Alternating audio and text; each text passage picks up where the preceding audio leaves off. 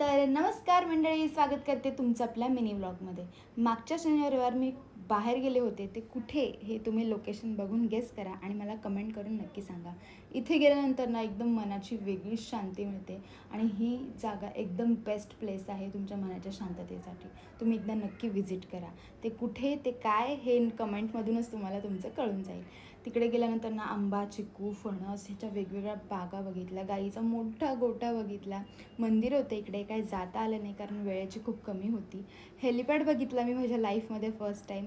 इकडेसुद्धा photo काढण्याचा माझा मोह आवरला नाही आणि मी ते केलं.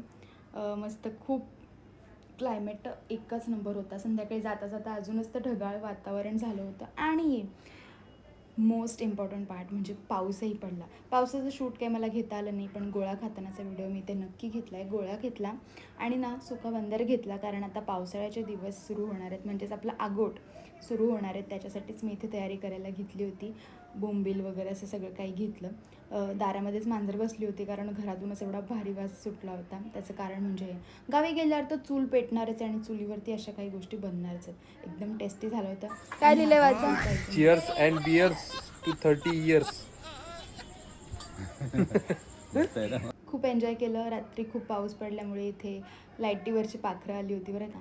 चला भेटूया उद्याच्या व्लॉगमध्ये. Thank you for watching.